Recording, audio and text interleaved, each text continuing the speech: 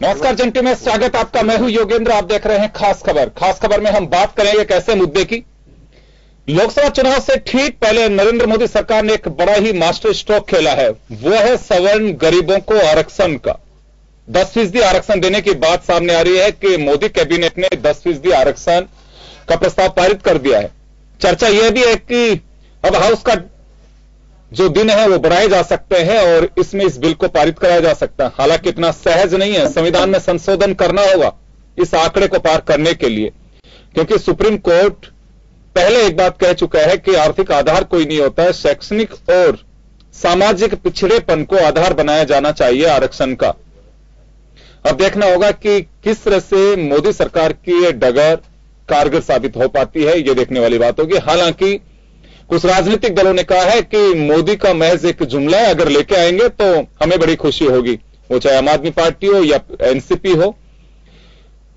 अब मोदी सरकार कैबिनेट में अगर प्रस्ताव पारित कराती है, क्योंकि हाउस चल रहा है, ऑर्डिनेंस के जरिए ला नहीं सकती, आपको बिल लेकर के आना होगा और बिल को अगर पास कराकर आधे से ज्यादा राज्यों की विधानसभा से इसे पारित कराना होगा, जब वो संविधान के संशोधन के रूप में दोनों हाउस से इसे पास कराना होगा, एक जो प्रक्रिया है उससे गुजरना होगा, उसी के बाद ही ये 10% आरक्षण संभव हो पाएगा। चले हम आपको मजमून दिखाते हैं और हम लौटेंगे हमारे पैनलिस्ट के पास। इस मुद्दे पर चर्चा करने के लिए हमारे साथ वरिष्ठ अधिवक्ता ए.के. जैन साहब हैं, सवर्ण आरक्षण मंच के अनिल चतुर्वेदी हमारे साथ हैं, भाजपा नेता लक्ष्मीकांत पारिक और कांग्रेस नेता सुशील शर्मा साहब हमारे साथ जुड़ रहे हैं। सभी का स्वागत है। एक बार मजमून देखिए, फिर लौटते हैं पैनल पर।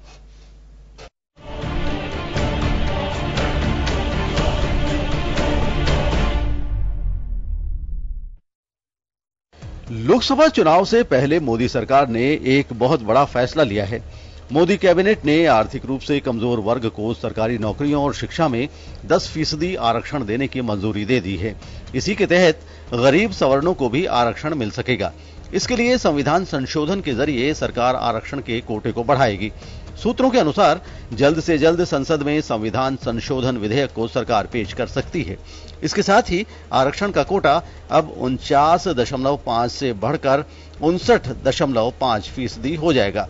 इसके लिए संविधान संशोधन बिल लाया जाएगा।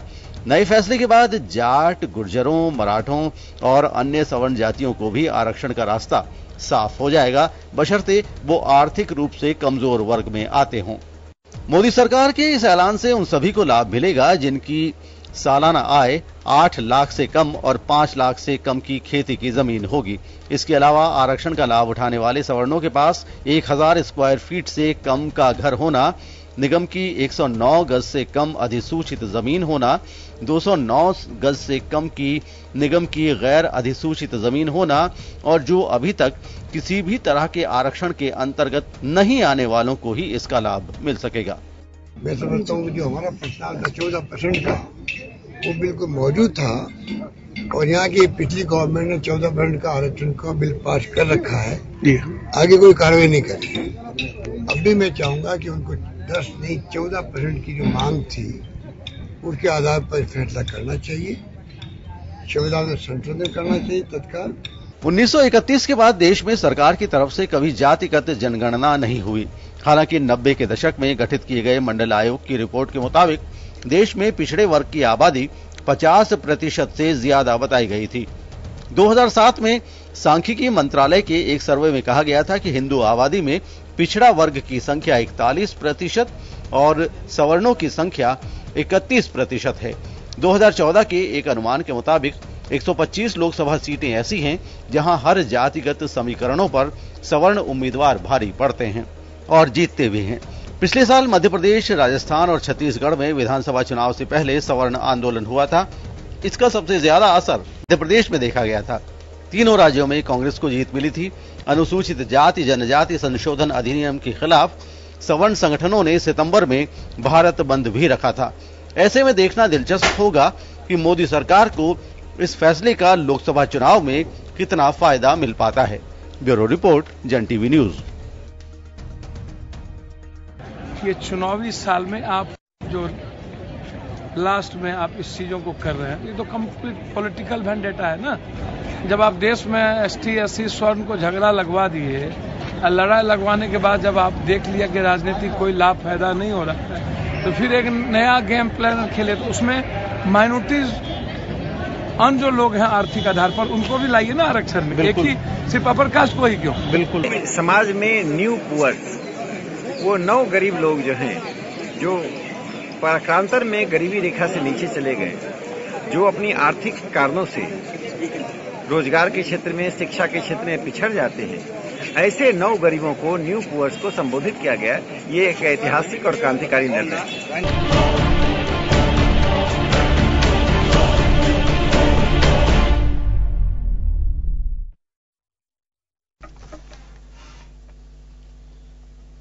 तो चलिए, आपने देखा मजमून, और मोदी सरकार का एक बड़ा तासा फेंका है इन्होंने, जो आने वाले दिनों में एक चौसर की बिसात बिछेगी उसमें। चलिए, एके जैन साहब हमारे साथ हैं। जैन साहब, 10% आरक्षण की बात सरकार की ओर से आ रही है, केंद्रीय कैबिनेट ने इसे पारित कर दिया है, और एक रास्ता, अभी तो यही कहा जा रहा है कि एक रास्ता खुल गया है। यह रास्ता कितना सहज होगा? देखिए, आरक्षण की मूल भावना में जाने बिना आरक्षण को राजनीतिक रूप से बार बार, जो स्पेशली मंडल कमीशन के बाद एक तमाशा इस हिंदुस्तान में बनाया हुआ है, इसकी सारी परेशानियों को न केवल हम वर्तमान में भुगत रहे हैं, ताकि बल्कि भविष्य में भी भुगतेंगे। यदि हम कॉन्स्टिट्यूशनल प्रोविजंस की जाएं या संविधान से पहले भी जाएं, तो सबसे पहले तथाकथित आरक्षण साहू जी महाराज ने महाराष्ट्र में लागू करने की कोशिश की थी, जो नॉन ब्राह्मण्स के लिए उन्होंने कुछ सीटें रिजर्व की थी। दूसरा झगड़ा पैदा हुआ था जो मैक्सेरेक्टोल, जो जिसे हम कहते हैं कम्युनल अवार्ड्स था, कम्युनल अवार्ड को लेकर कि जाति के आधार पर सीटों को, चुनावों को बांटने की कोशिश की थी, जिसके लिए महात्मा गांधी ने आमरण अनशन किया था, और उसके बाद मशहूर पूना पैक्ट हुआ था।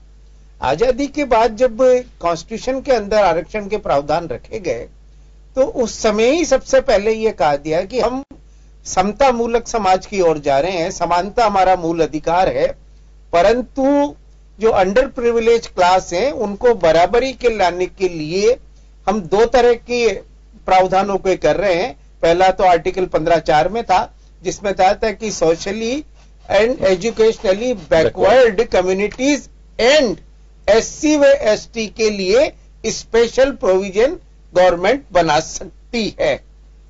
दूसरा प्रावधान था कि उनके लिए सीटें लेजिस्लेचर्स के अंदर आरक्षित करना, जिसकी लिमिटेशन 10 साल रखी गई थी, जो बार बार बढ़ गई थी, और 10 साल की लिमिटेशन भी इसलिए रखी गई थी ये कह के कि भाई इनको बराबरी में आने में हमें समय लगेगा, इसलिए देते हैं। जो कॉन्स्टिट्यूशंस में जाए तो वहां कहीं भी जाति शब्द नहीं है। Socially and educationally backward classes, economic तो वर्ड ही वहां पर नहीं है, और ये जानबूझ के नहीं रखा गया था, क्योंकि कॉन्स्टिट्यूशनल डिबेट्स में भी ये बात आई थी कि यदि उस जमाने में, तब ये बिल्कुल एक कॉन्स्टिट्यूशन के बहस में है कि अगर गांव के अंदर एक सवर्ण जाति का या ब्राह्मण जाति का गरीब भी है, और उसी जाति में एक लखपति हरिजन भी है, तो हरिजन को इज्जत नहीं मिलती, और उसको बराबर, और हम बराबरी लाना चाह रहे हैं, इसलिए आरक्षण देने की बात कर रहे हैं, मैटी कर रहे हैं। और उसके बाद जो राजनीति की वजह से इस आरक्षण का सत्यानाश हुआ है, इसकी वजह से वो सबके सामने है। और ये जो 10% आरक्षण, अब चूंकि बताया गया कि अभी से इसमें कर दिया गया कि 1000 फुट जमीन, 5 एकड़ जमीन, 8 लाख आबादी, मूलभूत से सबसे पहले इकोनॉमिक बैकवर्डनेस शब्द को आप कॉन्स्टिट्यूशनल प्रोविजनल में तो डालें, उसके बाद कानून बनाने की बात आएगी। पहले तो संविधान में आर्थिक आधार होना चाहिए, सोशली एजुकेशन के साथ इकोनॉमिक बैकवर्डनेस भी होनी चाहिए,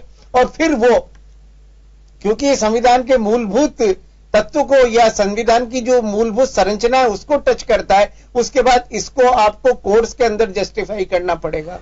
बाद में जो फैसला है उसमें कहा था कि जाति भी एक आधार है हिंदुस्तान की परिस्थितियों में वर्ग को तय करने के लिए, और हमारी राजनीति में जाति को ही एकमात्र आधार बता दिया है वर्ग करने की। जो राजस्थान हाईकोर्ट का जजमेंट हुआ था, SBC जनरेशन जस्टिस, उन्होंने यही कहा था कि सुप्रीम कोर्ट का जो जजमेंट है वो ये नहीं है कि जाति ही आधार हो, उन्होंने कहा जाति भी एक आधार है वर्ग के बारे में, पर हमने वर्ग को जातियों में बदल दिया। और इसके बाद ये जो अभी आज जो ये रिपोर्ट आया, इसका क्या असर होगा, क्या अंत होगा, ये तो सब जानते हैं, दिख भी रहा है कि लीगल वैलिडिटी को कहां कैसे टिक पाएंगे, क्योंकि 1000 फुट फ्लैट होना या रहने की जमीन होना गांव में या शहर में, सी स्कीम में 1000 स्क्वायर फुट और एक जैसलमेर की ढाडी में 1000 रुपए इसका कौन किस हिसाब से बराबरी मानेंगे। बेसिकली हमें समानता की ओर बढ़ना चाहिए था, आरक्षण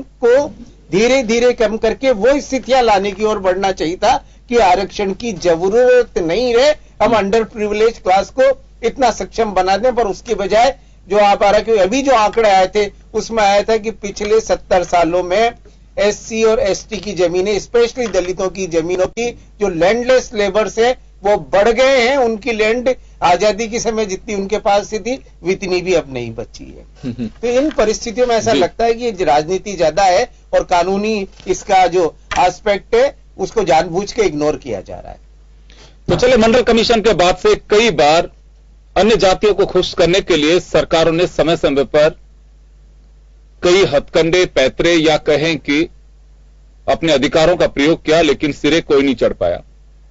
हर बार जो भी सरकार इस मुद्दे को लेकर के आती हाउस में, इसे कोर्ट में चुनौती दी जाती है, जिसके भविष्य को लेकर के पहले ही विधिवेता कह देते थे कि बहुत मुश्किल होगा इससे टिके रहना अभी एक बार फिर।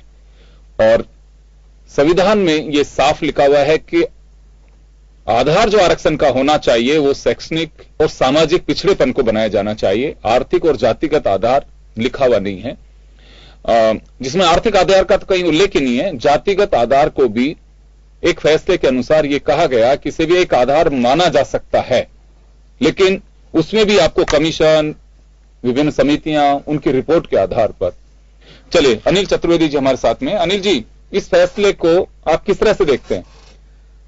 देखिए, फैसले के परिणाम पे अगर ना जाएं तो इस फैसले को हम सवर्ण राजनीति के दबाव के रूप में देखते हैं कि 70 साल, 50 साल, 60 साल के इतिहास में पहली बार ऐसा हुआ जो किसी राजनीतिक दल ने, सरकार ने, देश ने हमारी बात दबाव में ही सही, डर के आगे जीत वाली जो शब्द है वो इनके लिए काम में लिया जा सकता है।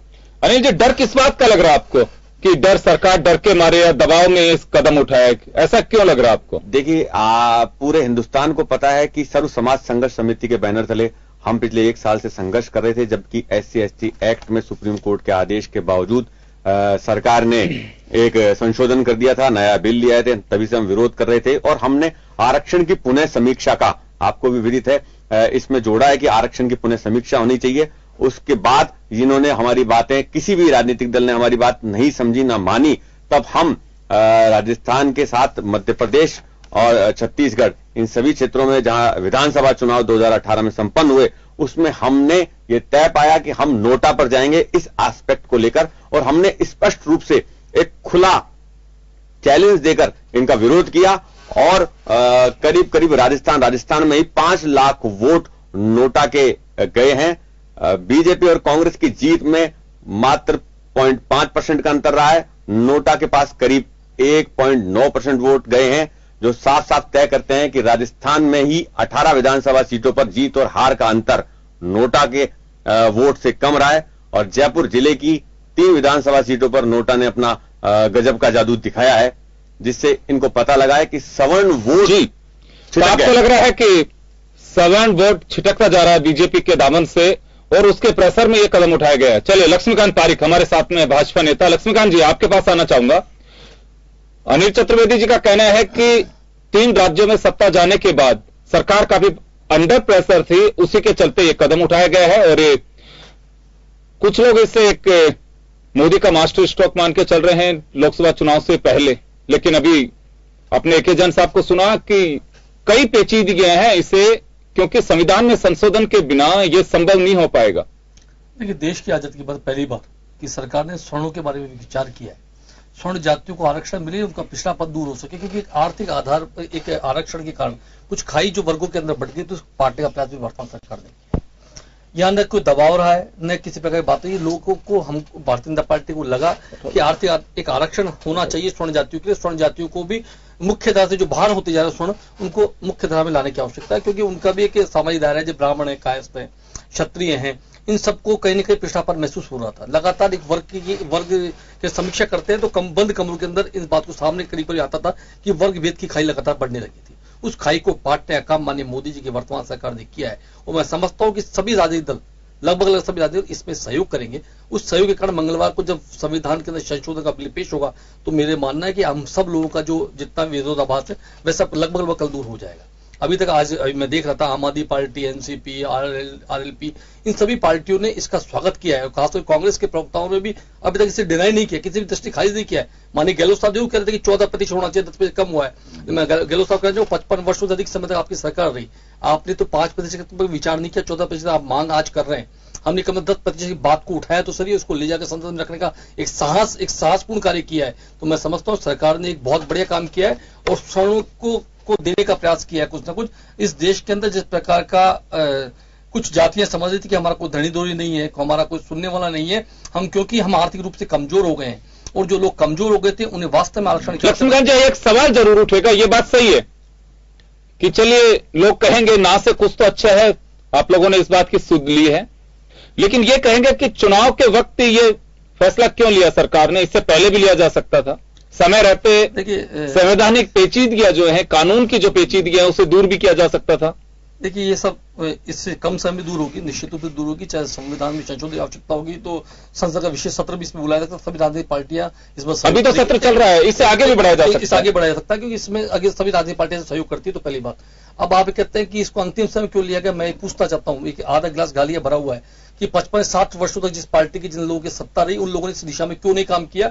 एक आजादी के बाद जब इस आवाज को उठने लगा था, मैं खास तौर पर बताता हूँ, मंडल आयोग के बाद तो शायद आवाज बहुत तेज हो गई थी। और मैं जब 2010 के सुप्रीम कोर्ट ने भी दिशा में कहा है कि वैज्ञानिक आधार पर यदि आवश्यकता पड़ती है तो 50% से अधिक भी आरक्षण का प्रावधान किया जा सकता है। लक्ष्मणगंज जी मैं लौटूंगा, सुशील शर्मा जी के पास जाना चाहूंगा। सुशील जी, बीजेपी का साफ कहना है कि आजादी के बाद सवर्ण जातियां या जो गैर आरक्षित जातियां उन्हें लगने लगा कि हमारा कोई नहीं है समझने वाला, सुनने वाला, तो पहली मर्तबा किसी ने उनकी सुध ली है। नहीं, ऐसा नहीं है। देखो, सबसे पहले तो मैं आपको बता देना चाहता हूं कि नरसिम्हा राव जी के समय में जब मंडल आंदोलन चल रहा था, जो सरकार बनी थी नरसिम्हा राव जी, 10% आरक्षण आर्थिक आधार पर गरीबों के लिए या श्रमों के लिए किया गया था। इंदिरा साहनी केस में वो स्टे हो गया क्योंकि सुप्रीम कोर्ट ने बार बार कहा कि आप इसका बेस बताइए, इसका आधार बताइए।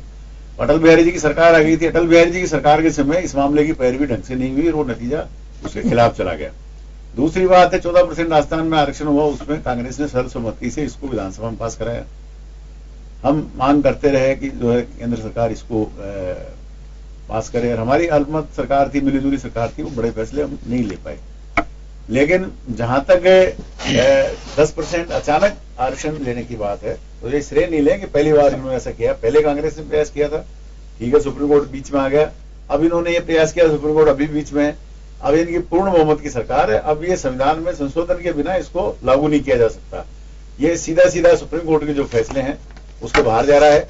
और निश्चित रूप से ये जो अभी बेसिक्स जो है इसके बाकी है, किसको कितना किस रेंज तक जाएगा, क्या है, कैसे पास होगा, दोनों सत्र अभी बुलाए जाएंगे या विस्तार किया जाएगा, संयुक्त रूप से इसको पास किया जाएगा, जो भी भावनाएं हैं।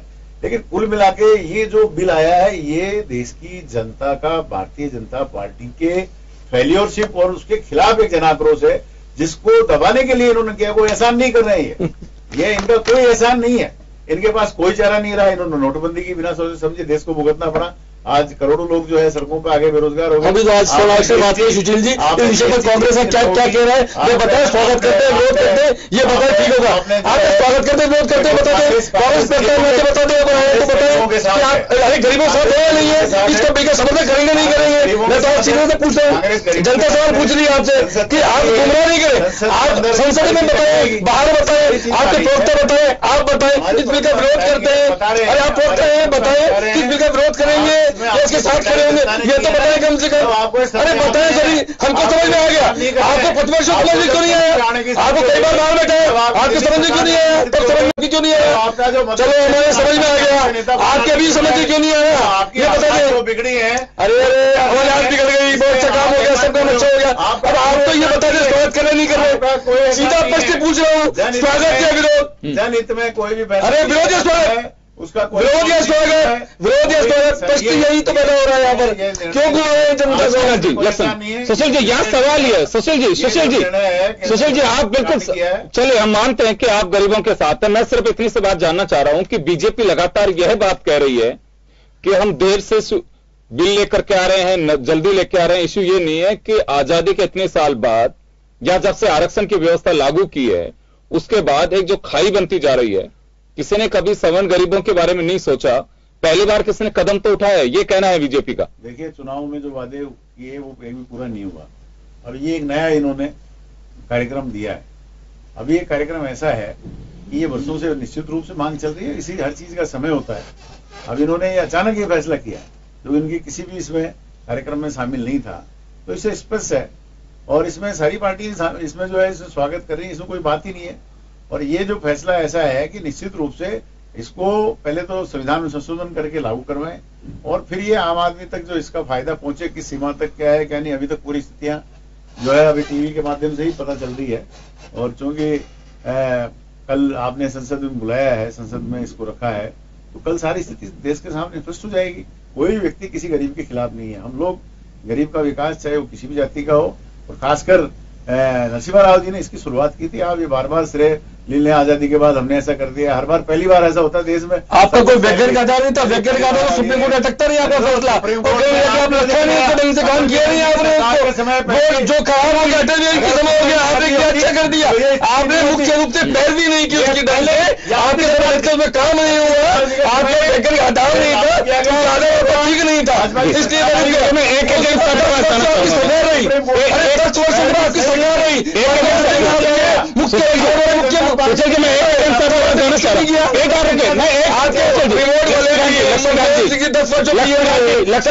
को काम क्यों नहीं किया?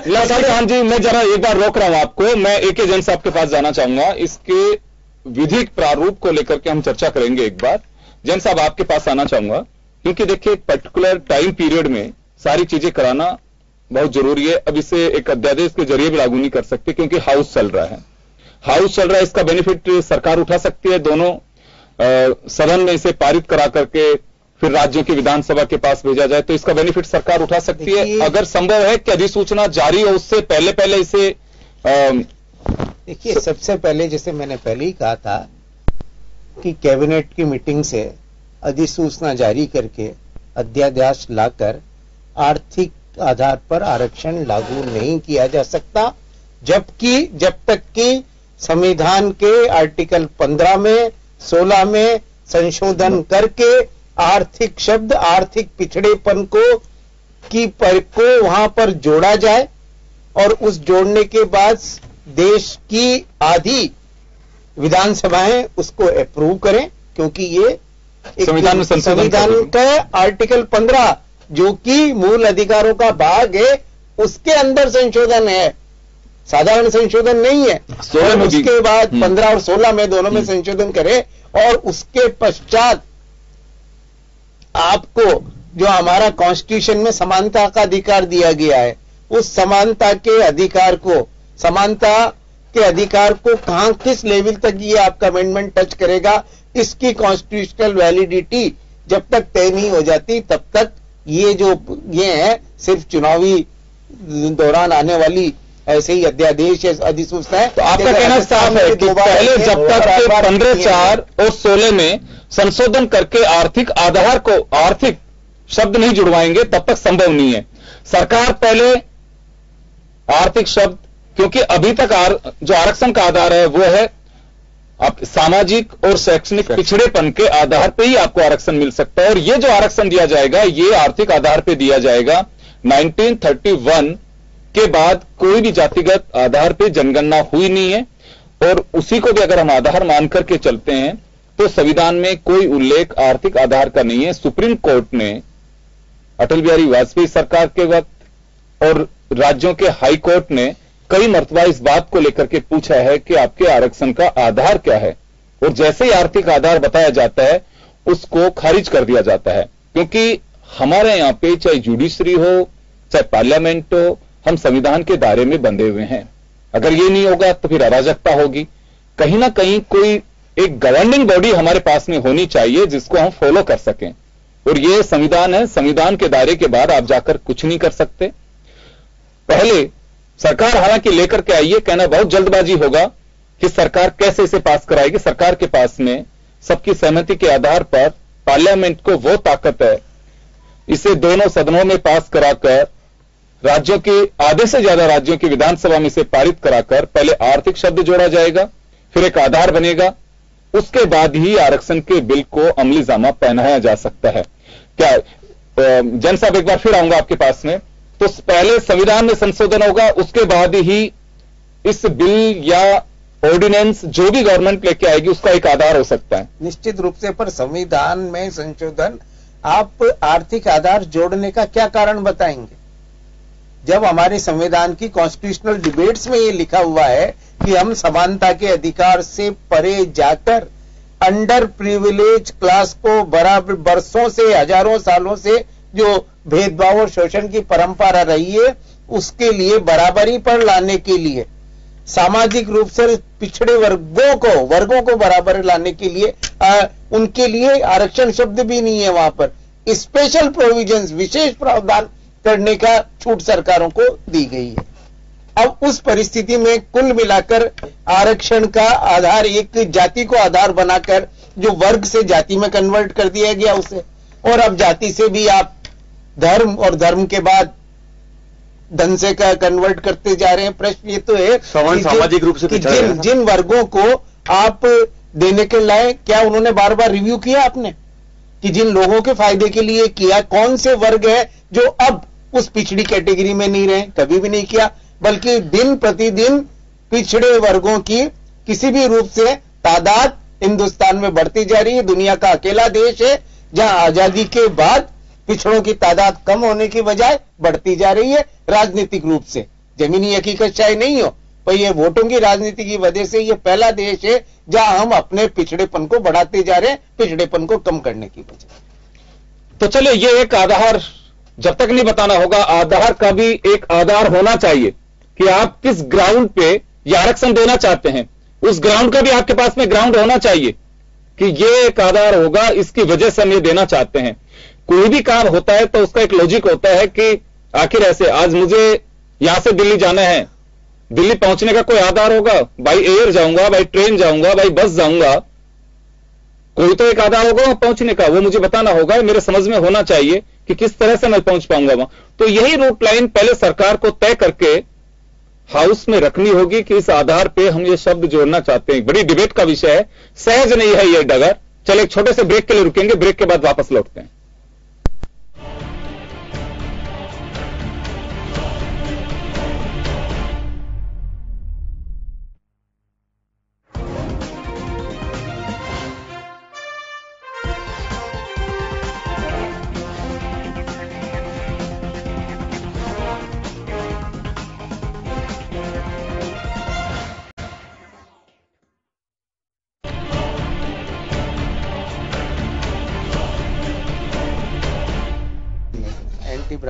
ब्रेक के बाद एक बार फिर आपका स्वागत है। आप देख रहे हैं खास खबर।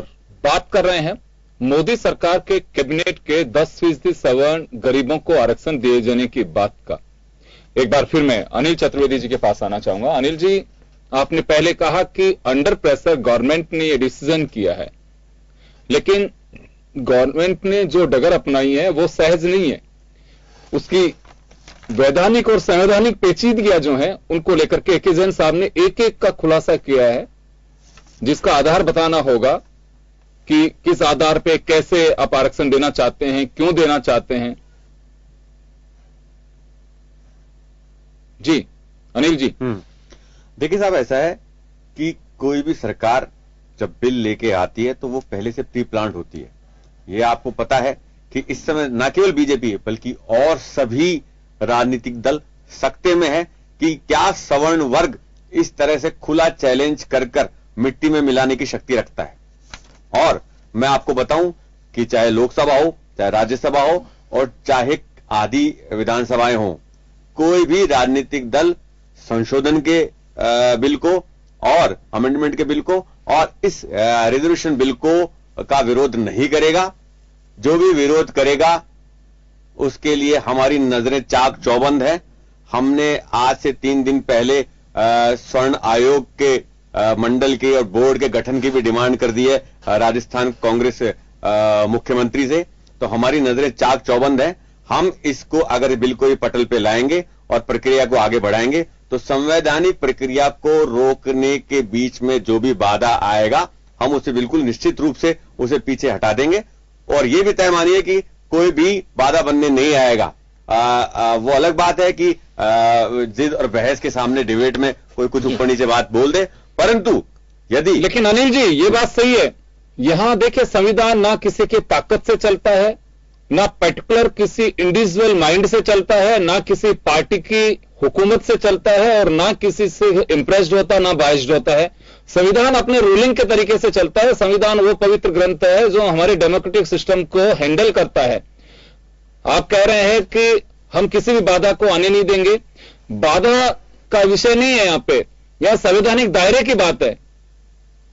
देखिए ऐसा है, संवैधानिक दायरा जो है उसमें हम बार बार ये डिमांड करते रहे और अभी इन्होंने जो शैक्षणिक और सामाजिक वाली बात कही जो संविधान में लिखा हुआ है, तो मैं हजारों मंचों से दोहरा चुका हूं कि अब तक जिन्हें रिजर्वेशन, जिन्हें आरक्षण मिला हुआ था उसकी पुनः समीक्षा की आवश्यकता है।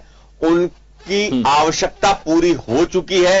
वो अब सवर्ण जो कौम है, सवर्ण जातियां हैं, उसके इक्वल आ चुके हैं। वो चाहे सामाजिक हो, चाहे शैक्षणिक हो, चाहे आर्थिक हो। आपको अभी पिछला रिजल्ट, यहां जैन साहब बैठे हुए यहां पे, पिछला रिजल्ट जो ओबीसी का रिजल्ट आया वो 97% था और जनरल का 96%, 95% था।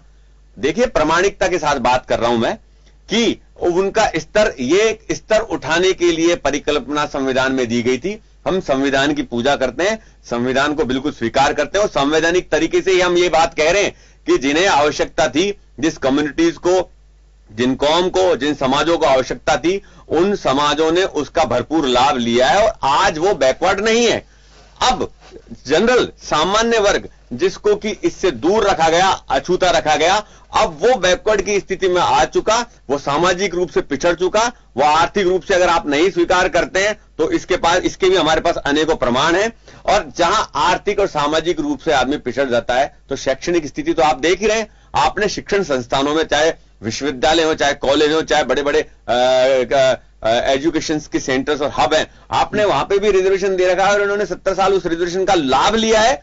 और अब हम उनसे शैक्षणिक रूप से भी सवर्ण समाज पिछड़ चुका है और उसी आधार पर आज भारतीय जनता पार्टी की सरकार ने उसे स्वीकार किया है, हमारी वेदना को माना है। मैं लौटूंगा अनिल जी आपके पास में। पारिक साहब आपके पास आना चाहूंगा मैं। अभी जैन साहब ने बताया है कि सहज नहीं है अभी भी सरकार के लिए ये, लेकिन ये बात ठीक है कि एक ऐसे भरका छत्ता है ये, मुख्य जो पार्टियां हैं उनके लिए ऊहापोह की स्थिति भी नहीं बन सकती। आप समर्थन करते हैं कि नहीं करते हैं? आपने सुशील शर्मा जी के सामने एक बड़ा सवाल दागा था अभी कि आप इसके पक्ष में हैं कि नहीं है, ये बताएं।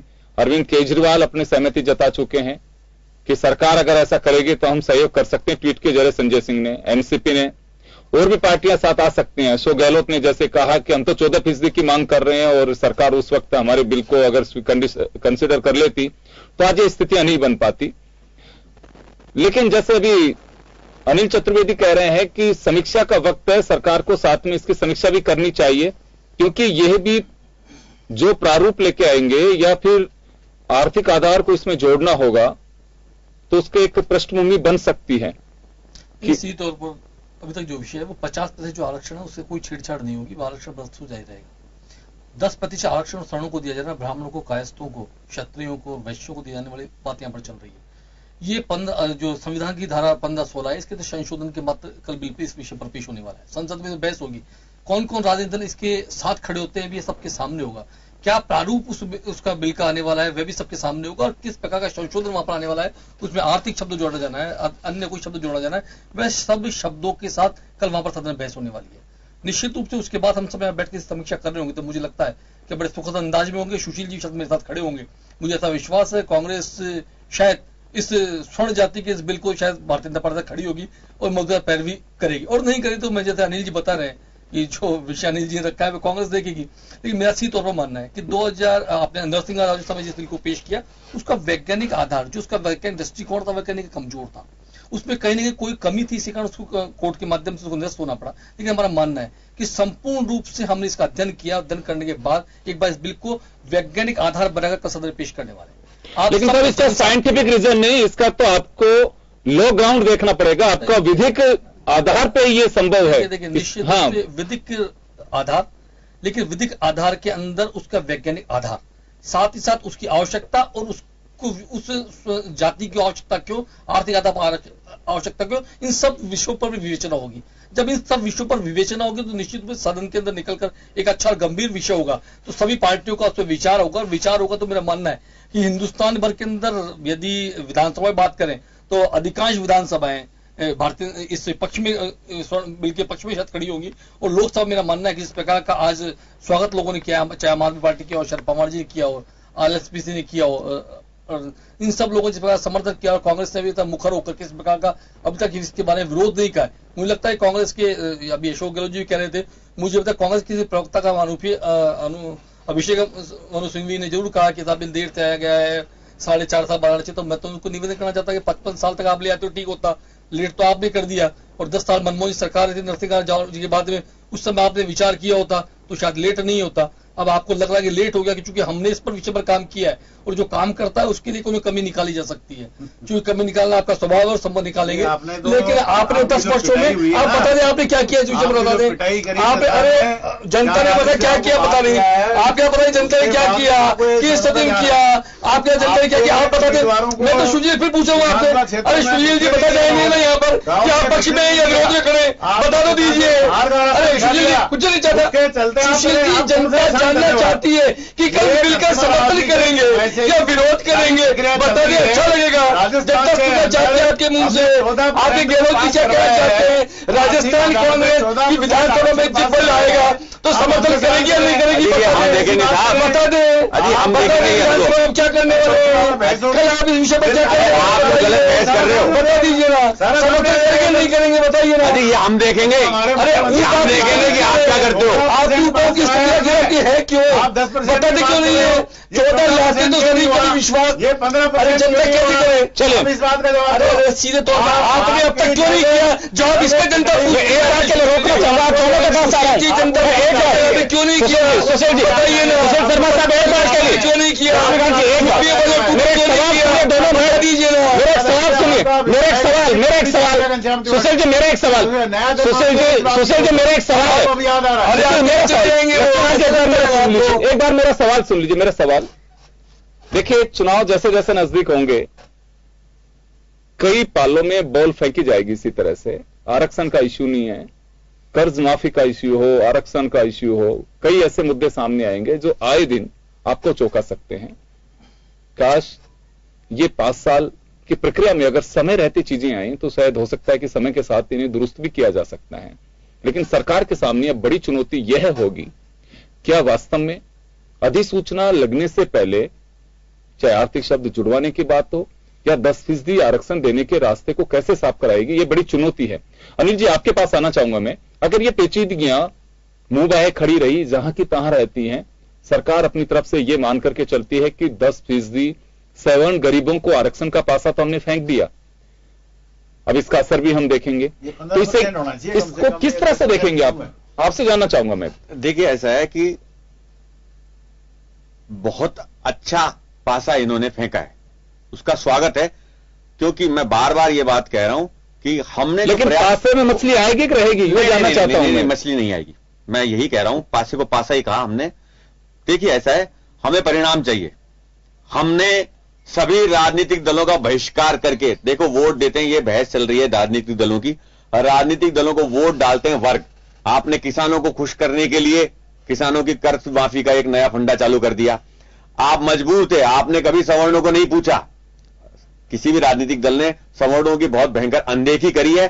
सवर्ण इस बार मुखर होकर खुलकर आया है, चाहे क्षत्रिय हो, चाहे ब्राह्मण हो, चाहे वैश्य हो, चाहे कायस्थ हो, चाहे जैन हो, और वो खुल के आया है और उसने खुलकर आकर बता दिया है कि हम किसी को नहीं बख्शेंगे। और मैं स्पष्ट कर दूं आपको ये बात कि उन वर्गों में हम हैं इंपॉर्टेंट वर्ग। आपने जिस तरह से हमको हाशिए पे लाके खड़ा कर दिया, हमारे लोग, सवर्ण समाज के लोग मंत्री और नेता बने हुए थे और उन्होंने आज तक कभी इस बात को कभी गौर नहीं किया कि ना इसकी पुनः समीक्षा होनी चाहिए। क्या वास्तव में जरूरतमंद को आरक्षण मिल रहा है, नहीं मिल रहा, क्या उसका दुरुपयोग हो रहा है, नहीं हो रहा। आज झालावाड़ के और बाड़मेर के जो दूरवर्ती जो गांव है, जो क्षेत्र हैं, वहां के एससी और एसटी को रिजर्वेशन का कोई लाभ नहीं मिल रहा। जो स्पेसिफिक कुछ जगह हैं वहां पर वो लाभ और मलाई और मक्खन खाए जा रहे हैं।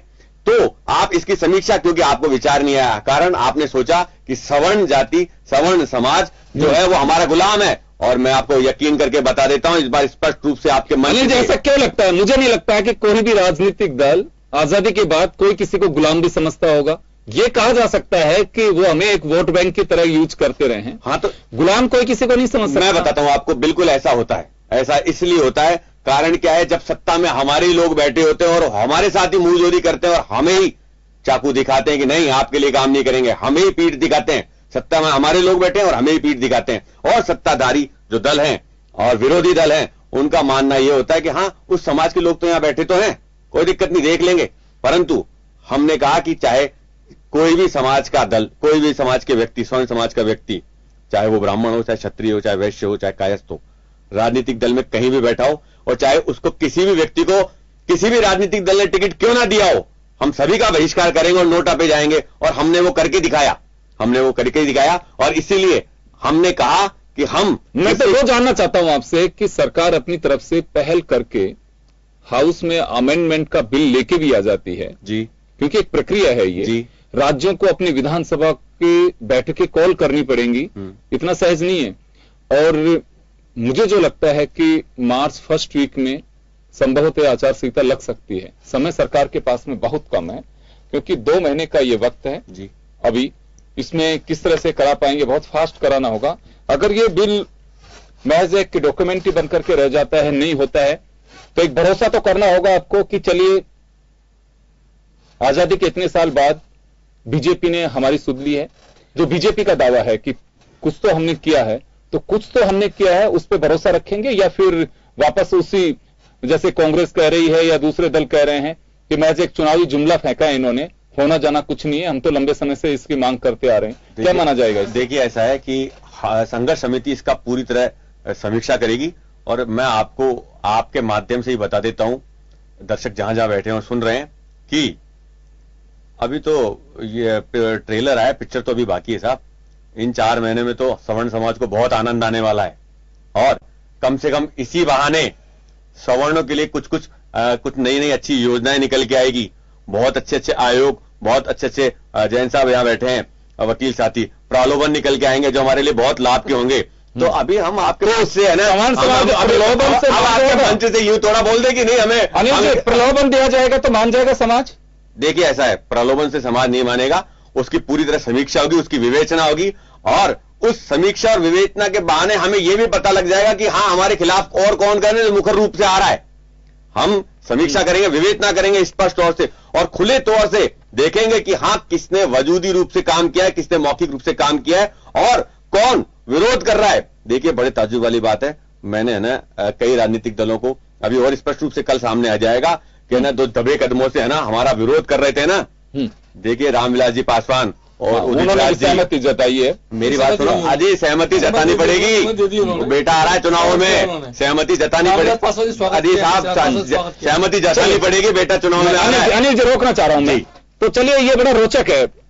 पासा मोदी सरकार ने फेंक तो दिया है, लेकिन ना मोदी सरकार के लिए सहज है, ना सामने वाले दलों के लिए सहज है। मैं एक बार फिर एक ही जैन साहब के पास जाऊंगा। जैन साहब, अगर आचार संहिता पे गौर करें तो पिछली बार जैसे 7 मार्च के आसपास बताया जा रहा है कि आचार संहिता लग गई थी, हम ये मान के चलते हैं कि 5 से 10 मार्च के बीच आचार संहिता लग सकती है, जिस तरह की तैयारियां तेजी के साथ में की जा रही हैं। तो 2 महीने का जो पीरियड है, ये इनफ है सरकार के लिए? एक के बाद एक निर्णयों में हाई कोर्ट ने और सुप्रीम कोर्ट ने कहा कि बिना क्वांटिफाइड डेटा के किसी भी वर्ग की बैकवर्डनेस को हम कंसीडर नहीं कर सकते हैं। राजस्थान हाई कोर्ट के जजमेंट में कहा है कि बिना क्वांटिफाइड डेटा के आधार पर पिछड़ेपन का आधार क्वांटिफाइड डेटा नहीं होकर यह हो रहा है किस जाति में कितनी शक्ति है और वो कितनी सड़कें रोक सकती हैं और कितनी रेल रोक सकती हैं। प्रश्न ये है कि सवर्णों के, या जिस सवर्ण शब्द का बार बार प्रयोग करना भी उचित नहीं है, कि वंचितों का, उन वंचितों का पता लगाना जो आर्थिक कारणों से पिछड़ेपन की श्रेणी में आते हैं। न तो आपने पिछड़ेपन का आधार अब तक तय किए हैं, न पिछड़ेपन के डेटा का कोई कमीशन बनाकर। राजस्थान में 3 बार आपका बिल इसलिए पिटा है, आपको कमीशन बना पड़ा कि फिर, और उसके बाद फिर पिटा है एसबीसी के आरक्षण में बार बार, और सुप्रीम कोर्ट तक से पिटका रहे हैं। तो एक सिर्फ एक बिल लाके रख देना कि हम ये लेके आ रहे हैं, बिना स्टडीज के, बिना क्वांटिफाइड डेटा के आप किस तरीके से इस आरक्षण को ले पाएंगे? चला हुआ है। दूसरी बात यह है कि प्रजातंत्र में जो बार बार ये कहा जाता कि हम अपनी वोट की शक्ति देते हैं, महात्मा गांधी ने इसको तब महसूस किया था। उन्होंने कहा मैं उस प्रजातंत्र में विश्वास नहीं करता जहां 51% की तानाशाही 49% पे चलती है। बार बार वोट का भय दिखाकर गलत ऑर्डर करवा लेना या गलत बिल पास करवाना भी उस तानाशाही की लोकतंत्र नहीं, वो भीड़तंत्र होगा। तंत्र है। लोकसभा के अंदर 121, 134 जिस कम्युनिटी के लोग बैठे हैं, उनने स्पष्ट रूप से घोषणा कर 2 अप्रैल को खुली गुंडागर्दी कर पूरा भारत बंद करवाया, जिसमें हजारों मुकदमे दर्ज हुए, और वो 800 मुकदमे राजस्थान सरकार, अभी कांग्रेस की सरकार वापस ले रही है। क्या जैन साहब गलत, क्या भीड़तंत्र नहीं था? भीड़तंत्र है, हमने तो बहुत, और जैन साहब को मैं खुले तौर पर इस मंच से बोलता हूं, और मेरे प्रत्येक दर्शक को, प्रत्येक साथी को बोलता हूं कि अगर हमने केवल वोट की ताकत दिखा दी तो हम गलत हो गए, और ऐसी ताकत हम बार बार दिखाएंगे। आपने स्पष्ट रूप से गुंडागर्दी करी पूरे भारत में, हजारों आपने वाहन तोड़े, हजारों लोगों पर आपने अत्याचार किया, पुलिस के कई कर्मचारी और अधिकारी, पुलिस के कई कर्मचारी और अधिकारियों के ऊपर आपने हाथापाई करी। हमने, और उसके बाद 10 अप्रैल को स्वैच्छिक रूप से भारत बंद किया, और उसके बाद 6 सितंबर को दोबारा हमने स्वैच्छिक रूप से भारत बंद किया। एक भी व्यक्ति कहीं भी आहत नहीं हुआ, बल्कि जहां आपने विरोध किया वहां सर्व समाज संघर्ष समिति ने गुलाब के फूल बांट के, आपके ही चैनल से न्यूज भी चली थी, हमने गुलाब के फूल बांट कर निवेदन किया कि बंद करो, और लोगों ने स्वैच्छिक रूप से बंद किया। Guinness book of world record में 10 अप्रैल वाला जो बंद है वो दर्ज होने वाला है, उसकी इन्वेस्टिगेशन की उन्होंने। तो हमने तो हमारी नैतिक शक्ति, हमारी वैधानिक शक्ति, हमारी वोट की शक्ति, उसको नोटा पर डाला, समाजों से ऊपर उठकर वाजिब जायज मांग के लिए, ना कि गैर वाजिब और गैर कानूनी तरीके से आप दबाव डालते हो लोकसभा में, आप स्पीकर पर। चलिए मैं आऊंगा आपके पास में, आऊंगा, समय कम है, धमकियां देते हो आप। एक बार मैं जैन साहब के पास में वापस जाना चाहूंगा। जैन साहब, आधार कई बताए जा रहे, लेकिन एक चीज मैं आपसे पूछना चाहूंगा, क्या एक बात फिर ये निकल करके आ सकती है, लिमिटेशंस की जो बात आती है कि सुप्रीम कोर्ट को अपनी सीमाओं में रहना चाहिए, विधायिका सर्वोपरि है, ये कुछ बातें आ सकती हैं ऐसी? क्योंकि जिसका मुझे डाउट है, अगर इसे चैलेंज करेगा, जो ग्राउंड आप बता रहे हैं उस अभी तक मुझे जो पता चल पा रहा है, क्योंकि उसकी कोई बहुत बड़ी स्टडी सरकार के पास में नहीं है जिसको आधार बनाया जा सके, अगर सुप्रीम कोर्ट को इसमें चुनौती दी जाती है, क्यों कई बार राजनीतिक दलों के माध्यम से यह बात आती है सामने कि सबकी अपनी सीमाएं हैं, संविधान ने निर्धारित कर रखी है, उसमें बना रहना चाहिए, चाहे राम मंदिर का इश्यू हो, चाहे आरक्षण का इश्यू, कई बार ये बात आती है, फिर आएगी ये बात? बिल्कुल आएगी। देखिए, हमारे संविधान निर्माताओं ने न तो विधायिका को, न कार्यपालिका को और न ही न्यायपालिका को, तीनों में से किसी को भी सर्वोच्च नहीं बनाया। सर्वोच्च बनाया गया है संविधान को। ये तीनों के तीनों अंग गवर्न होते हैं संविधान की भावना के, और संवैधानिक अधिकारों की सुरक्षा की जिम्मेदारी कार्यपालिका या विधायिका को नहीं देकर न्यायपालिका को दी है। और इसीलिए आर्टिकल 32 के तहत यदि article violation of fundamental right का होता है, उसका वायलेशन होता है, तो आदमी सीधा सुप्रीम कोर्ट के अंदर भी जा सकता है।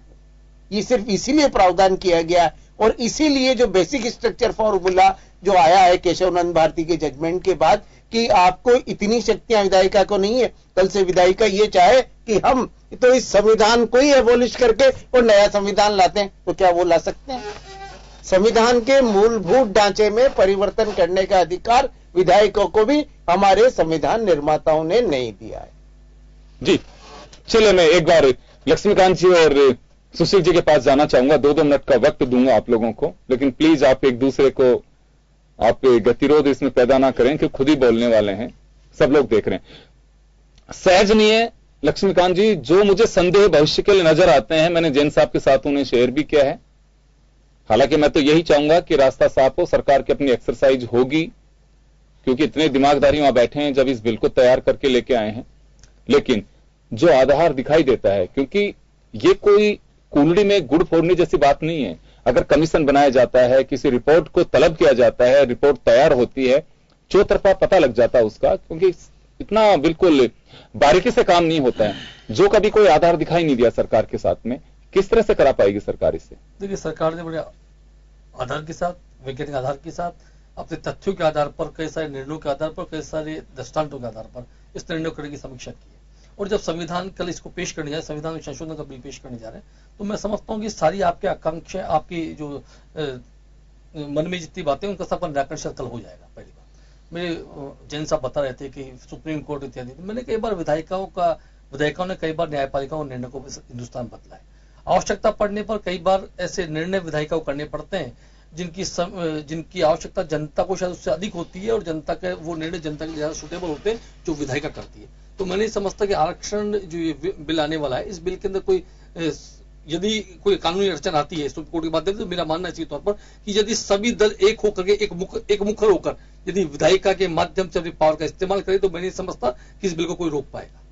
लक्ष्मण जी, लेकिन एक बात मैं फिर कहना चाहूंगा, हम पावर शब्द संविधान में किसी को नहीं दिए। Power means violation of democracy. आप कोई भी व्यक्ति तानाशाही नहीं कर सकता। एक बार माफ करिएगा, अगर आज सारे राजनीतिक दल तय कर लें कि इतने समुदाय के लोगों को देश के बाहर निकालना है, एक मिनट, मेरा विषय नहीं, क्या निकाल सकते हैं? देखिए, मैंने पावर शब्द का हो सकता है यहाँ पर इस्तेमाल त्रुटिवश कर दिया। मेरा सीधे तौर में मानना है कि जिम्मेदारी निभाते हुए राजनीतिक दल चाहे अपनी जिम्मेदारी को निभाते, जिम्मेदारी का वहन करना चाहे, उनको लगता है कि सुशील शर्मा जी, आपके पास आना चाहूंगा। तो मेरा मानना है कि संशोधन किया जाए। आपके पास मैं आना चाहूंगा। आधार केवल संविधान का संशोधन है, और संविधान के संशोधन में भी जब आप बनाएंगे तो उसका भी एक आपको बैकग्राउंड देना होगा कि इस आधार पे आज हम ये अमेंडमेंट लेकर के आए हैं।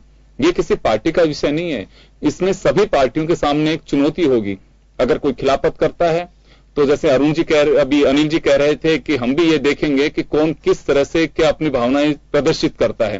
तो यहां प्रदर्शन पे होगा कि अगर हाउस में बिल आता है, कौन किस तरह से बॉडी लैंग्वेज से लेकर के उनके शब्दों तक को देखा जाएगा। देखिए योगेंद्र जी, आप जो कह रहे हैं अपनी जगह सही है कि जो एक तो क्वेश्चन मार्क इतना ही है कि जो समय इन्होंने निर्धारित किया है, जो अचानक चुनाव 2 महीने बाद होने वाले हैं, उसको लेकर के जो समय निर्धारित किया है इस फैसले का, उसकी वजह से लोगों को सवाल खड़े होते हैं। बात यह है कि नरसिम्हा राव जी के समय जो निर्णय हुआ उसमें कोर्ट में गया, स्टे हुआ। उसके बाद में अटल बिहारी जी के समय में एक आयोग बना, आयोग ने लगातार काम किया। उसके बाद कांग्रेस के शासन में उस आयोग ने पूरे देश में घूम करके डेटा कलेक्ट किए, और राजस्थान सरकार ने भी एक आयोग बनाया था इकोनॉमिकल बैकवर्ड का, उसने भी अपनी जांच की है, उसने भी डेटा इकट्ठे किए। मेरी जहां तक समझ में है कि ये दस्तावेज शायद सरकार के पास होंगे जिनका इस्तेमाल उन्होंने अचानक जो किया है, और आयोग को चलते गए 10-15 साल हो गए, और पूरे देश में वो घुमाया, जयपुर में भी आया, सब जगह गया है। और सुप्रीम कोर्ट के आदेश से वो आयोग बना था कि भाई डाटा तैयार करें, आधार क्या है, उसका एनालिसिस क्या है, आप किस आधार पर देना चाहते हैं, क्या परसेंटेज है। तो वो सारी जो गाइडलाइंस है उसी के अनुरूप वो आयोग ने काम किया है। उसने कितना क्या किया है, सरकार के पास ही वो सारी चीजें हैं, लेकिन बिल वो जो है वो आयोग की रिपोर्ट कहीं रखी नहीं गई। ये एक विशेष बात है, अभी तक तो पब्लिक डोमेन में कहीं आई नहीं है। खैर चले, समय कम है, मैं रोकना चाहूंगा आपको।